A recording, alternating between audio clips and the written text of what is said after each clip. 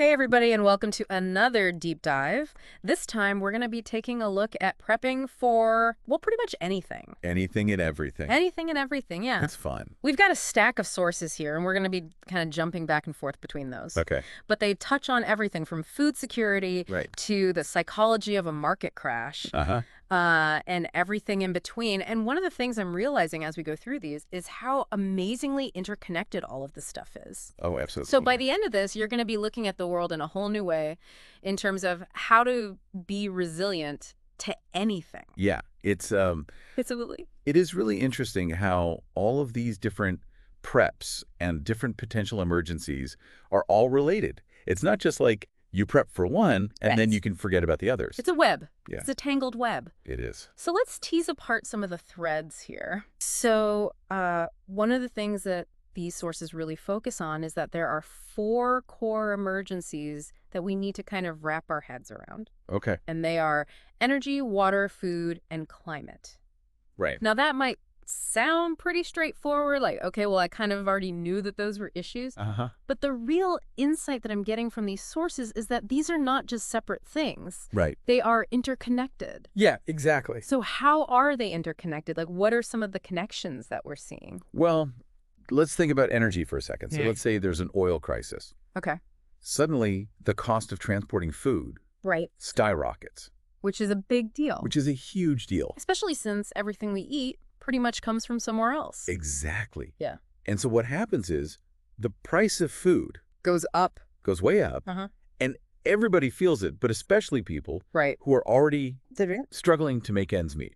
Yeah. And it's so interesting because one of the things that our sources talk about is that the average U.S. supermarket only has 3 or 4 days worth of food. Wow. On hand. Like, think about that for a second. Yeah. Your local store that you probably go to, 3 to 4 days worth of food. That's it. That's it. That's scary. And then imagine a major disruption. Right. Okay. Whether it's an oil crisis or a natural disaster or, whatever. Their shelves would be empty so fast. Like that. Yeah. And then, of course. And then people start panicking. Yeah. And that makes the supply chain problems even worse. Even worse. Yeah. So we've got these 4 interconnected emergencies: energy, water, food, climate. Okay. Let's throw a 5th one into the mix. Okay. Indebtedness. Right. We can't have a proper doom and gloom deep dive without talking about the financial side of things. Oh, yeah. Because it all comes back to that eventually. The elephant in the room. Yeah. The U.S. debt. So what are some of the potential scenarios that our sources are talking about when it comes to this massive amount of debt that we have? They talk about things like bond crashes, hyperinflation. Not good. And a dollar slump. And for our listeners out there who are investors, this is where the rubber meets the road. Right. Because those bonds that you're holding might not be as safe as you think. Absolutely. Yeah. It's really important to understand how these big trends, the macroeconomic trends, can really affect your personal finances. Right. But it's not all doom and gloom. See, that's what I like to hear. There's a silver lining in every cloud. Every cloud. Yeah. That's right. So what are our sources pointing to as some potential profit areas? One of the big ones is a new industrial renaissance focused on renewable energy sources. So things like solar and wind. Exactly. So you're talking green energy jobs, new technologies. Yeah. A whole shift in how we power our world. A whole new way of thinking about energy. That's exciting. Yeah, it is. So that's one potential profit area. What else are we seeing?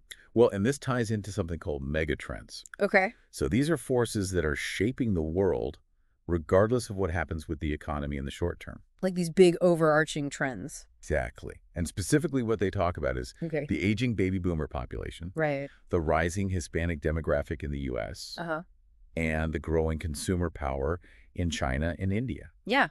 So these are things that are happening no matter what. Exactly. And they create opportunities. They do. So that's something to keep in mind as we're thinking about how we're going to navigate all of this. Absolutely. When you're making decisions about your investing, keep those mega trends in mind. Okay. So we've got a lot to think about here. We do. We've got these interconnected emergencies, financial risks, and then these potential opportunities. Right.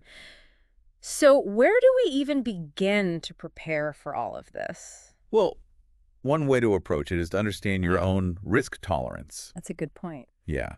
So how much risk are you comfortable with? Right.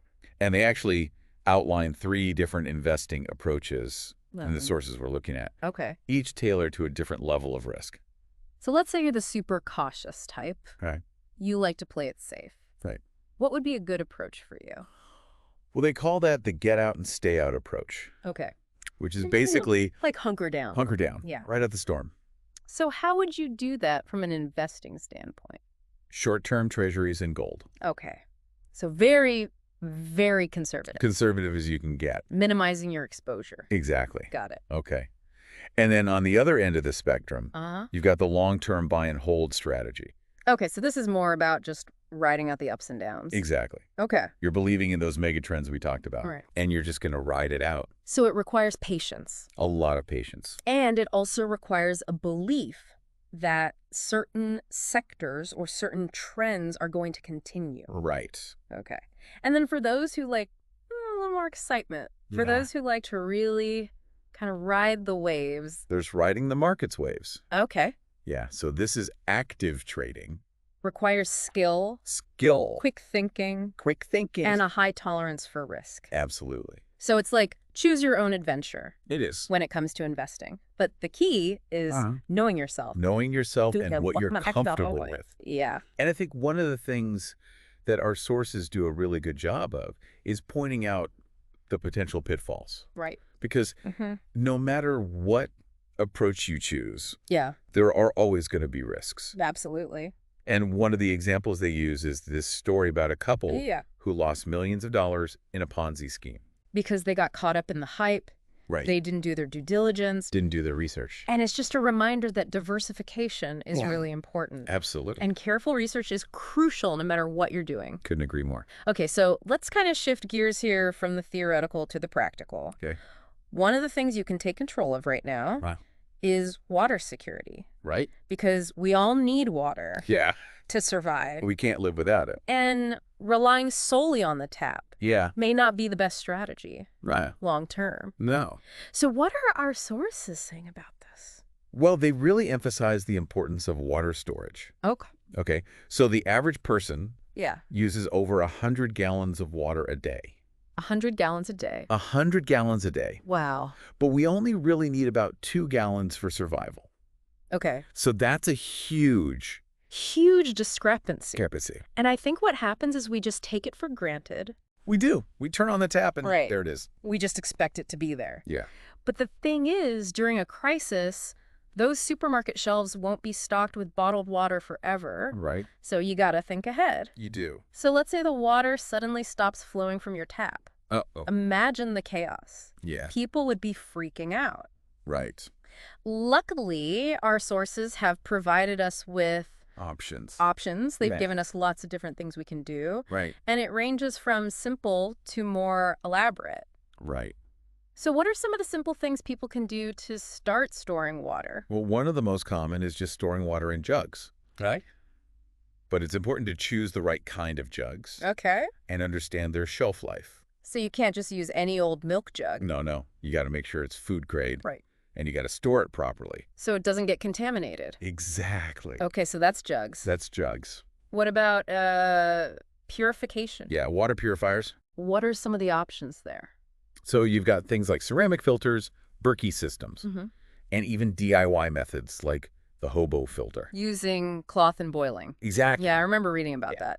Okay, so we've got jugs, we've got purification. Right. What if you want to go a little bigger? Well, there's things like the water bob. Right. It fits in your bathtub. Holds like 100 gallons or something. 100 gallons, yeah. And then there's also those aqua tanks. The bladders, yeah. The bladders. That you can put like in a garage or a basement. So those are pretty big. Yeah. So the key takeaway here is choose a method. Right. That's right for you. Right for you, for your situation. For your situation. Do your research. Yes. Make a plan. Don't wait. And don't wait. Until it's too late. Exactly. Okay, so we've talked about water. Now let's talk about something else that's closely tied to water, and that is food storage. Okay. So a lot of people already have a stockpile of like basic staples, right? Wheat, rice, beans. But let's be honest. Yeah. That's going to get old pretty quick. It is. I mean, who wants to live on bland, boring food? Right. Even in a crisis. Exactly. So what do? How do we make sure that we're not just eating gruel every day. Well, they talk about Spartan shopping. Okay, what is Spartan shopping? It's this idea of maximizing the value of your money. But still gets you stuff you like. Choosing things that you enjoy eating. Okay. So it's being strategic. So it's not just about being cheap. It's about being strategic. Exactly. And getting the most bang for your buck. Bang for your buck, but also enjoying the food that you're eating. Absolutely. Because that's important too. It is. Especially if this is long-term. Long-term. Yeah. One of the tips I loved in here was this thing they called the drugstore game. Oh, yeah. Which is all about using coupons and rewards programs. To get toiletries and necessities. Yeah. Practically for free. Practically for free. I mean, you can really game the system. Game the system, yeah. If you know how to do it. If you know how to play the game. And then for those who want to take their food preservation to the next level. Yeah. There's home canning and dehydration. Right. So if you have a garden. Or if you have access to fresh produce, you can take all that abundance and turn it into long-lasting supplies. Yeah. It's a great way to be more self-sufficient. And less reliant on those grocery stores that only have 3 days worth of food. Exactly. So this isn't just about prepping for a crisis. Right. This is about saving money and eating better right now. Right now. It's like a win-win. It is. Okay, so speaking of food, let's talk about where it comes from. Growing your own. Gardening. Gardening. Yes. Having a garden is a fantastic way to supplement your food stockpile. It is. And it's incredibly rewarding. Oh, it is. And you get truly fresh, nutritious food. Absolutely. Plus, who knows, maybe a little dirt under the nails is good for the soul. I think it is. Especially during stressful times. Yeah. So what are some of the tips that our sources are giving us for those who want to start gardening? Well, one of the most important is to get your soil tested. Okay. Even if you think your soil is good. Even if you've got like this beautiful black... You never know what's in there. You never know what kind of deficiencies you might have. Exactly. It's worth the investment. It is. To make sure you're getting the most out of your garden. Absolutely. Okay. What else? Well, start small. Okay. You don't have to go all in right away. Right. So raised beds are great. Container gardening. Yeah. If you've got limited space. So work with what you have. Exactly. And don't overspend. Right. Because you can find secondhand tools. You can. You can start your own seeds indoors. And you can even make your own compost. Absolutely. So don't feel like you have to break the bank. Break the bank to start gardening. Yeah. Now, one more thing about gardening before we move on, and that is heirloom seeds. Oh, yes. I know this is like a trendy gardening term. It is. But it goes beyond just being trendy. Right. It's about self-sufficiency. Okay. And it's about like not being reliant on Monsanto, on those big corporations. Exactly. So explain to me, like, why are heirloom seeds so important from a self-sufficiency standpoint? Well, heirloom seeds are varieties that have been passed down through generations. Okay. So they're not genetically modified. Right. They're not patented by these big companies. It's about preserving biodiversity. Exactly. And making sure that we're not reliant on these corporations to provide our seeds. Our food supply. And here's a bonus. Yeah. Heirloom varieties often have amazing flavor. They do. And unique characteristics that you won't find in those mass-produced vegetables at the supermarket. Bland tomatoes. Yeah. You know the ones. So imagine the satisfaction of eating a tomato that you grew yourself. It's a whole different experience. Knowing exactly where it came from and that you had a hand in every step of the process. That's the best part. Okay, so let's shift gears to a topic that's a little heavier. Okay. But incredibly important. Right. And that is health. Specifically when access to doctors and conventional medicine might be limited. Right. This is something we often take for granted. We do. Yeah. We go to the doctor, we get our prescriptions, we think nothing of it. It's easy to forget how much we rely. But in a long-term crisis, that reliance becomes a real problem. It does. So what are our sources suggesting that we do about this? Well, one thing is to be proactive and talk to your doctor about emergency refills. Right. But even that's not a guarantee. Especially if it's a widespread crisis. Exactly. And they also caution against relying on internet pharmacies. Oh, yeah. A lot of which are unreliable or even dangerous. Very dangerous. And they use this example of my Canadian pharmacy, which turned out to be a very shady operation. Yes. So what are some other options then? Well, one of the things they talk about is exploring medicinal herbs. Okay. So think of it as growing your own home pharmacy. Okay. It's about rediscovering those traditional remedies. And learning how to use plants for healing. Exactly. But it's crucial to remember that this is not a replacement for real medicine. Absolutely. This is a potential supplement. A supplement. But I think it's worth exploring. I think so too. I mean, here's a thought experiment for you. Okay. Imagine you need an antacid in a crisis. Right. Could you brew some chamomile tea? Yeah. Instead of popping a pill? That's a good question. Or what if you have a cut that gets infected? Right. And you're out of antibiotic cream. Could you use calendula from your garden? Interesting. I mean, these are questions worth considering. They are. Because it's about exploring different approaches. Different approaches. And expanding our knowledge. And our knowledge of natural remedies. Yeah. Yeah. Okay, so let's address the elephant in the room. Okay. Pandemic preparedness. Yeah. This is something that I think weighs heavily. It does, yeah. On a lot of people's minds these days. It does. Given recent events. Absolutely. So what are our sources saying about how we can minimize our risk and be prepared for a potential pandemic?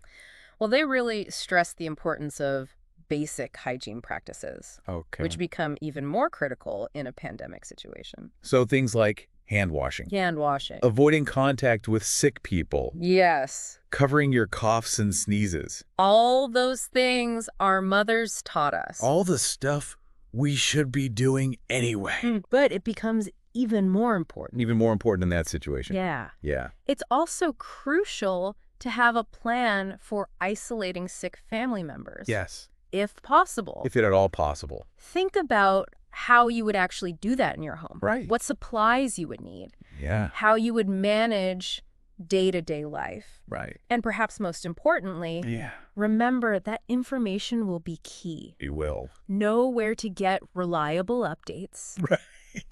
Don't panic over rumors. Don't just believe everything you see on the internet. And I think that's such an important point. It is. Especially during a pandemic, because there's so much misinformation flying around. And it's easy to get caught up in it. Yeah. So staying informed from credible sources can make a huge difference in terms of managing your anxiety. Absolutely. And making good decisions. Yeah. It's about being discerning and critical of the information that you're taking in, especially when things are changing so rapidly. Yeah. Well, we've covered a lot of ground in this first part of our deep dive. Yeah. From interconnected emergencies and financial strategies to practical tips for water storage, food preservation, gardening, and pandemic preparedness. It's a lot to think about. It is. But we're not done yet. No, we're not. Stay tuned for part 2 of our deep dive into resilience and preparedness. Looking forward to it. All right. Welcome back to our deep dive into resilience and preparedness. We covered some heavy stuff in the last part. We did, yeah. But amidst all this talk of potential emergencies and disruptions, there's also a silver lining. Oh, absolutely. I think it's an opportunity to rediscover the joy of simpler living. You know, I think you're right. We've become so reliant on modern conveniences that we've forgotten a lot of those essential skills that our ancestors just took for granted. Like cooking without electricity. I mean, it's not just about survival. It's about connecting with a more traditional, self-reliant way of life. Absolutely. And our sources really highlight this. Yeah. And they give some great examples. So like imagine cozy evenings by the fire. And you're whipping up delicious meals. Using nothing but your own ingenuity and resourcefulness. Exactly. What would that be like?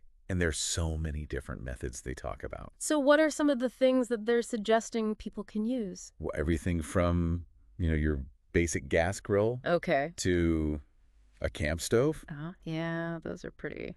You can even build a solar oven. A solar oven. A solar oven, yeah. So you're cooking a meal using the power of the sun. Just the power of the sun. That's pretty cool. It is cool. What else? They even talk about hay boxes. Hay boxes. Hay boxes. I don't even know what a hay box is. So it's this insulated box that you basically put your food in. Like a stew or something. Why? You've already started cooking. Yeah. And then the hay insulates it. And it just slowly cooks. So you're not using any... You're not using any fuel. You're just letting it. It's like a slow cooker. It's like a natural slow cooker. Yeah. That's amazing. It is pretty cool. So it's like a glimpse into a different pace of life. A different way of life. One that's less reliant on all these complex systems. Things that could fail. That could fail at any moment. Exactly. Speaking of self-sufficiency, let's talk about home education. Homeschooling. Homeschooling. Yeah. So in a long-term crisis, traditional schooling might not be an option. Right. And even outside of a disaster scenario, more and more families are choosing to homeschool their children. Yeah, for all sorts of reasons. So what are our sources saying about homeschooling? Well, one thing they emphasize is that it's not a one-size-fits-all approach. There are lots of different ways to do it. Lots of different ways. Different philosophies. Different philosophies, yeah. So, like, what are some examples? Well, some families follow a very structured curriculum. Okay. And others take more of an unschooling approach. Where they just kind of let their kids' interests. Yeah, let their kids' interests guide their learning. Yeah. It can be a lot of work. It can be a lot of work. For parents. For parents. But it can also be incredibly rewarding. Yeah. I've heard that from a lot of homeschooling families. Yeah. That it's like this amazing bonding experience. Yeah, it's like this bonding experience. And it allows you to really tailor the education to each child's needs. Okay, so let's shift gears to a topic that's both challenging and fascinating. Okay. Personal security in uncertain times. So when societal norms break down, protecting yourself and your loved ones becomes paramount. Absolutely. So what kind of advice are our sources offering in terms of personal security? Well, they recommend things like learning basic self-defense techniques. Okay. Being aware of your surroundings. And just avoiding potentially dangerous situations. So it's about being proactive. Being proactive. Yeah. And taking steps to minimize your risk. But they also emphasize the importance of community. Oh, absolutely. So how does that play into personal security? Well, in a crisis, having a network of people you can trust is invaluable. So it's about looking out for each other. Exactly. Sharing resources. Sharing resources. Creating that sense of... Yeah, that sense of community and safety. Yeah. And resilience together. And there's strength in numbers. Oh, absolutely. Both practically and emotionally. Yeah. And I think it's important to remember that it's not just about physical safety. It's also about mental and emotional preparedness. Yeah. How do you stay calm and resilient when you're faced with stress and uncertainty? So do our sources give any practical tips for that? They do. Like, what are some examples? Well, things like mindfulness techniques. Okay. Meditation. Spending time in nature. Yeah. Connecting with loved ones. Anything that helps you kind of maintain that. Yeah, that sense of peace and perspective. Peace and perspective, yeah. And let's not forget about the power of humor. Oh, absolutely. Even in dark times. Right. Finding those moments of laughter and joy can be so sustaining. It can. It's a reminder of our humanity. Exactly. And our resilience. Yeah. Okay, so we've talked about cooking without electricity. Okay. Home education. Right. Personal security. The importance of mental and emotional well-being. Right. What other practical skills and strategies are our sources recommending? Well, one area they delve into is financial savvy. Okay. Especially when it comes to shopping smart and saving money. Which is always important. Always important. But even more so. Even more so when resources are tight. Okay, so give us some tips. Well, they highlight the importance of planning ahead. Okay. Clipping coupons. And taking advantage of sales. It's amazing how much money you can save. It is. If you just put a little effort into it. If you just put a little time and effort. And they bring back this idea of the drugstore game. Oh, yeah. Which we talked about before. Yeah. With food storage. Right. But they're saying you can apply it to other areas as well. Absolutely. Like using coupons and rewards programs. To get all sorts of necessities practically for free. It's like a game you can play. It is. To outsmart the system. Yeah. I love it. Okay, so grocery shopping. Yeah, what about grocery shopping? Any tips there? Yeah, lots of tips for grocery shopping. Okay. Build your meals around what's on sale. That's a good one. Create a weekly menu plan. And stick to your shopping list. Avoid those impulse purchases. Exactly. So it's all about being intentional. Intentional. With your spending. With your spending, yeah. And making your food budget stretch further. Absolutely. Okay. What else? They even suggest buying certain items in bulk online. Okay. Like, you know, pasta, rice, flour. Like staples. Staples. Okay.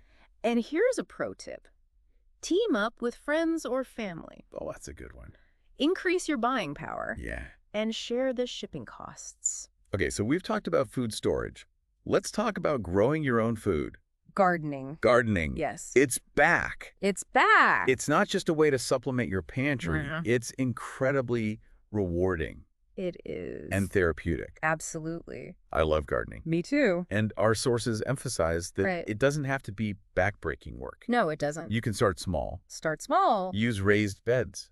Raised beds or containers. Containers. If you have limited space. And just like with other preps, you don't need to break the bank. Right. Find secondhand tools. You can. Start seeds indoors. Make your own compost. Absolutely. So what are some of the other key points that they make about gardening? Soil testing. Soil testing is back. Soil testing is back. You gotta know what you're working with. You do.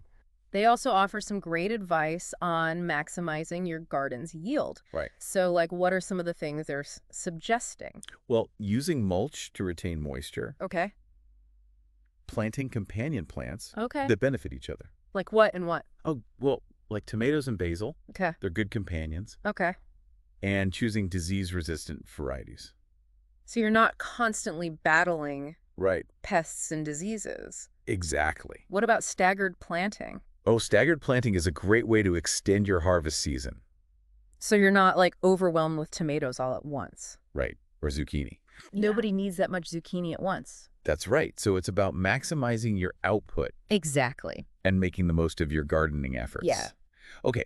While we're on the topic of gardening, let's go back to heirloom seeds. Oh, those heirloom seeds. Because this goes beyond just being a gardening trend. Absolutely. It's about preserving biodiversity. Okay. And ensuring food security for future generations. And just to remind our listeners, heirloom seeds are open-pollinated varieties that have been passed down through generations, unlike the hybrid varieties that dominate the commercial seed market. Right. Exactly. So it's about reclaiming control of our food supply. And reducing our dependence on those big corporations. And here's a bonus.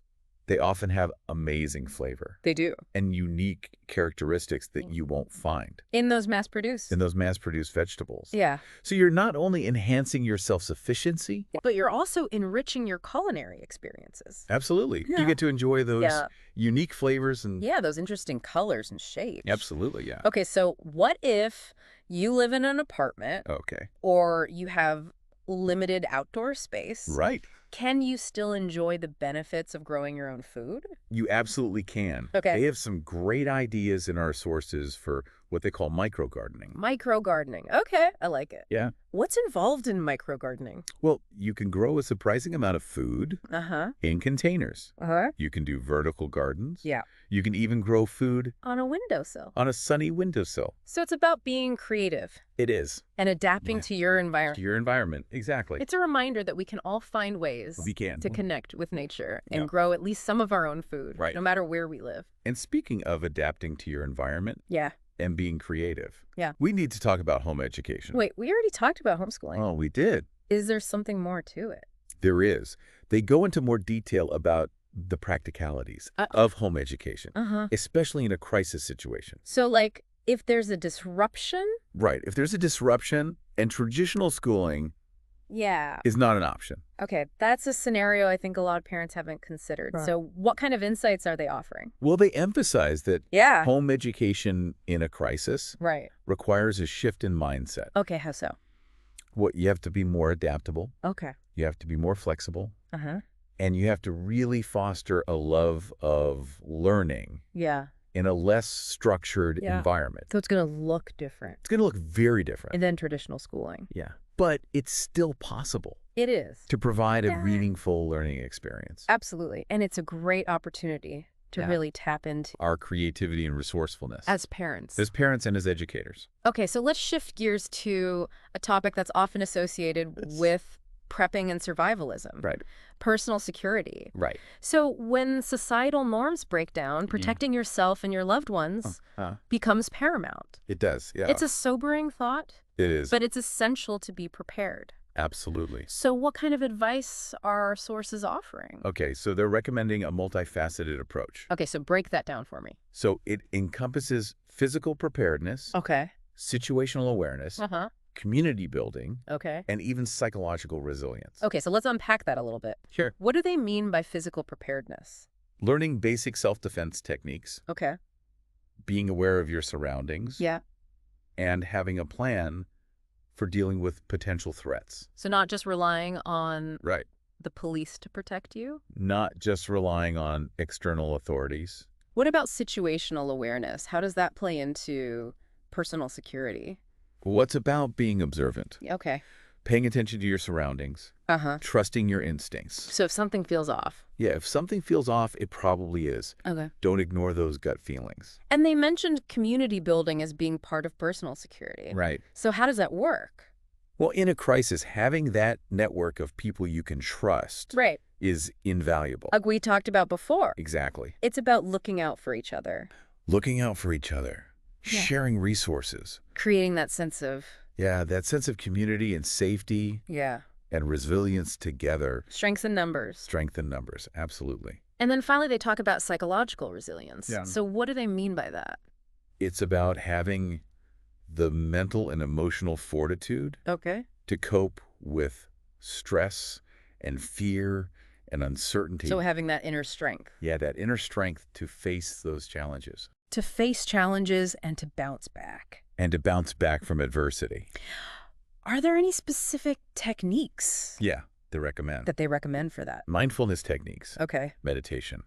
Spending time in nature. Yeah. Connecting with loved ones. Anything that helps you kind of maintain that... Yeah, that sense of... inner peace. Inner peace and perspective. Yeah. And, of course, don't forget about humor. Humor is so important. So important. Even in dark times. Right. It's that reminder of our humanity and our resilience. Okay, so we've got physical preparedness. Right. Situational awareness. Community building. Community building. And psychological resilience. Psychological resilience. That's kind of the 4 pillars of personal security. Of personal security in a crisis. What other aspects of personal security do our sources address? Well, they delve into the practicalities of home security. Okay. Offering tips on fortifying your home. Creating safe rooms. Establishing early warning systems. So it's about making your home. Yeah, making your home a sanctuary. Yeah. A place where you feel safe and secure. So what kind of specific advice do they offer? Well, things like reinforcing doors and windows, installing security cameras and motion detectors, having a plan for communication and evacuation. So thinking ahead. Thinking ahead. Having a plan. And taking those practical steps to deter potential threats. Do you talk about personal protection? They do. They acknowledge the sensitive topic of firearms and other self-defense tools. So they're not shying away from it? No, they're not shying away from it. Okay. But they emphasize the importance of responsible ownership. Proper training. Proper training. Understanding the legal implications. Absolutely. It's a complex issue. It is a complex issue. With strong opinions on both sides. Yeah. But it's important to approach it with careful consideration and a focus on safety. A focus on safety. Yeah. Okay, so let's shift gears to a topic that I think is often overlooked in preparedness discussions. That is the importance of bartering. Yeah. And alternative currencies. Bartering. So in a crisis, our traditional financial system might collapse. We might. And having alternative ways to exchange goods and services becomes crucial. Absolutely. So it's about thinking beyond. Yeah. Thinking beyond traditional money. Traditional money. And considering what other forms of value might emerge. In a crisis situation. Yeah. So what kind of insights are our sources offering? Well, one of the big ones is identify your assets. Okay. And think creatively about how they can be used. In a different economic landscape. So it's not just about having a stockpile of goods. It's also about having skills and knowledge. Yeah, those are assets too. That might be valuable to others. Absolutely. So think about what you're good at. Yeah. Are you a skilled gardener? Are you a mechanic? Right. Are you a healthcare professional? Those skills could be highly sought after. In a barter economy. In a barter economy, exactly. What about specific items that might be valuable for bartering? They mention things like precious metals. Tools. Seeds. Okay. Medical supplies. Makes sense. Even things like alcohol and tobacco. Oh, wow. Which can become, they become like currency. Like a form of currency. It's so interesting how things change. Yeah, human behavior adapts. Okay, well, we've covered a lot of ground. We have. In this second part of our deep dive. Yes, we have. From alternative cooking methods and home education to personal security. Right. And bartering. Barterings. We've explored a wide range of topics that I think challenge our assumptions. Yeah. And expand our perspective on resilience and preparedness. It's all about knowledge. Yeah. Adaptability. And a proactive mindset. Absolutely. Welcome back to our deep dive on resilience and preparedness. We are officially in the final part. We made it. We made it. We covered a lot of ground in the last two parts. Everything from those interconnected emergencies to alternative energy to water storage gardening. Homeschooling in a crisis. Homeschooling in a crisis. Cooking without electricity. Bartering. Yeah. Psychological resilience. Mental and emotional resilience. It's been a lot. It has been a lot. But I think it's been good. It's good stuff. Yeah. Before we wrap up, I want to kind of touch on one more thing. Okay. That weaves through all of these different areas, and that is the concept of mindset. Ah, yes. Because our sources really emphasize that prepping isn't just about physical stuff. It's not just about the stuff. It's about having the right mental and emotional framework. Right. To face those challenges. Exactly. So imagine this. You've got a well-stocked pantry. Okay. A thriving garden. A plan for water security. But then something unexpected happens. Okay. Like a freak storm knocks out power for weeks. Right.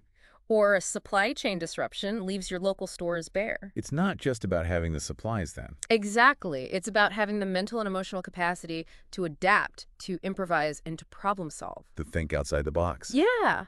So how do we develop that? How do we get to that point where we're not just freaking out when things go wrong? One thing that our sources emphasize over and over again is community. Community. Yeah. Having that network of people that you can trust and rely on is invaluable. So important, especially in a crisis. Especially in a crisis. It's about sharing resources, supporting each other emotionally, working together to overcome those challenges. Yeah. And there's something about knowing that you're not alone. Right. That makes a huge difference. Huge difference. They also talk about the importance of having a sense of purpose. Oh, yeah. Like a reason to keep going even when things get tough. Could be anything. It could be a strong faith. A deep commitment to your family or community. Yeah.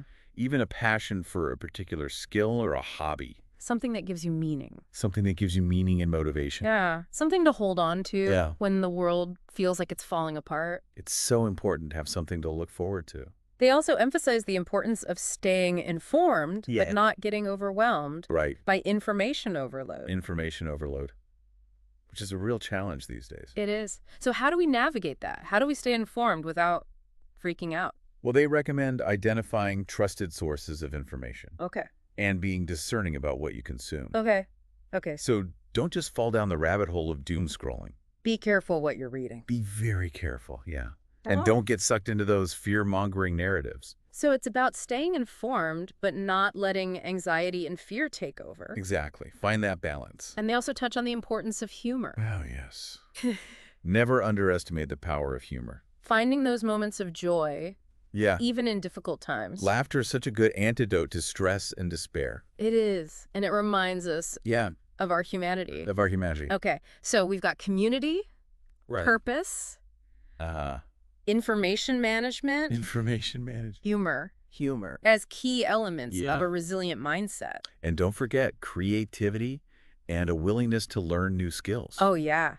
This whole deep dive has been all about being adaptable and resourceful. Absolutely. It's about embracing challenges as opportunities to learn and grow. It's about moving away from that mindset of scarcity and fear towards a mindset of abundance and possibility. Okay, so we've talked a lot about knowledge. Right. But knowledge without action is meaningless. So as we wrap up, I want to leave you with a challenge. Okay. Given everything we've discussed, what one thing, just one thing, will you do differently starting today? Starting today. To improve your and your family's resilience? Maybe it's starting a small garden. Learning a new skill. Having a conversation with your loved ones about preparedness. Whatever it is, take action. Don't let this knowledge just sit in your head. Right. Put it into practice. Put it into practice and start building a more resilient and a more fulfilling life. And remember, this is just a starting point. It is. There's always more to learn and explore. Absolutely. So keep seeking out information. Connect with others who share your interests and never stop growing. This has been an incredible journey. It has. And I hope it's been valuable and empowering for you. Absolutely. And remember, you can always revisit this deep dive as needed. It's packed with information and insights that you can refer back to as you continue on your preparedness journey. We'll be here. We'll be here. In the meantime, stay safe.